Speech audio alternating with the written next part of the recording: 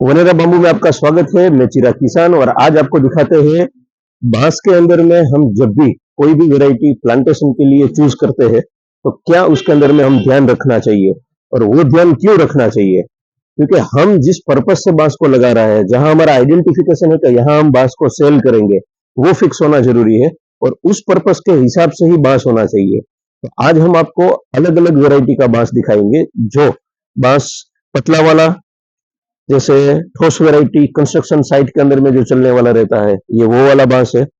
Commercially अगर कोई बांस अपने को वैल्यू एडिशन के लिए चलाना है तो ये पतली थिकनेस वाला बांस आता है जिसमें डेंसिटी बढ़िया रहती है। फाड़ के उसमें से हम अलग अलग टाइप के प्रोडक्ट्स बना सकते हैं। वैसे ही हम सुनते हैं बाम्बू का किंग जिसको कहते हैं, वो बाम्बू किंग के हिसाब से जो जाना जाता है वो है जाइजेंटियस बाम्बू। तो ये जाइजेंटियस बाम्बू जो है वो आपको दिखाते हैं, जो हम लोगों ने कई जगहों पे अलग अलग देखा है। ये इंडिया बेस का ही जाइजेंटियस बाम्बू है और आप देख सकते हैं ये इसकी थिकनेस है डायमीटर के हिसाब से, और डायमीटर इतना बड़ा है कि मेरे 2 हाथ से कंप्लीट नहीं हो रहा है। तकरीबन तकरीबन हम कह सकते हैं 25 इंच के आसपास का जो है वो कम से कम ये डायमीटर होगा।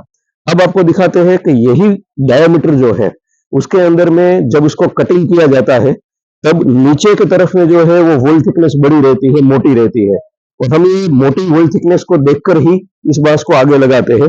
लेकिन ये है, जैसे ये पहला कटिंग किया हुआ पीस है नीचे का, जड़ से जो कटिंग करते हैं 1-1.5 फीट ऊपर का, वहां पर आप देखेंगे तो यहाँ पर आपको दिखाई देगी मेरी 3 उंगली जितना जो है वो ये वॉल थिकनेस आया है। तकरीबन ये क्रॉस कटिंग किया हुआ है, सीधा कटिंग होगा तो 2.5 उंगली के आसपास में जो है ये थिकनेस इसमें दिखा रही है। ये थिकनेस इसकी है।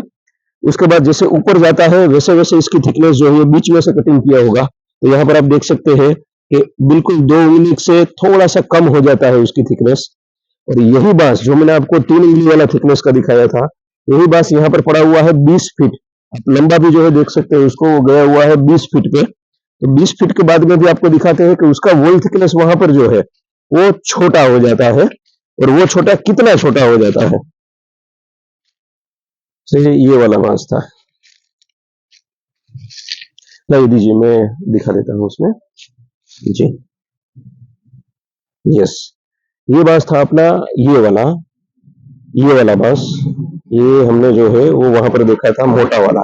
ये वही बांस यहाँ पर आते आते 1 उंगली की थिकनेस से भी पतला थिकनेस के अंदर में हो जाता है, पतला थिकनेस में हो जाता है,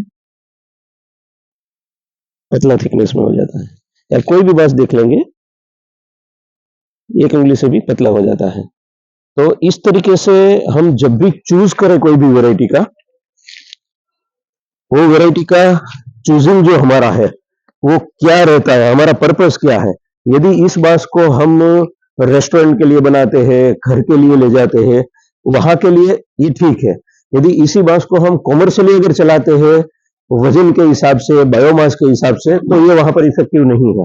वहां पर पतला वाला बांस लेकिन अंदर का वॉल थिकनेस मोटा और उसकी डेंसिटी बढ़िया है, वो वाला बांस ही चलता है। तो आप भी कभी भी बांस सिलेक्ट करते हो, चाहे वो आपके प्राइवेट प्रोजेक्ट के लिए हो, फार्म के लिए हो, या उसमें से वैल्यू एडिशन कुछ करना चाहते हैं, तो पहले बांस को थोड़ा सा गुणवत्ता के हिसाब से समझना जरूरी है। हर एक बांस की वैरायटी का अलग अलग पर्पस है, अलग अलग वॉल थिकनेस है, अलग अलग डेंसिटी है। आपके लिए कौन सा सुटेबल रहेगा उसको चयन करने के बाद ही उस बांस को परचेस करिएगा या तो उस बांस को लगाइएगा। इसी तरह हमारे साथ बने रहिएगा। वनेरा बाम्बू के अंदर में अलग अलग वैरायटी के साथ में आपको ले चलते हैं और बांस की जानकारी के बारे में। Thank you very much.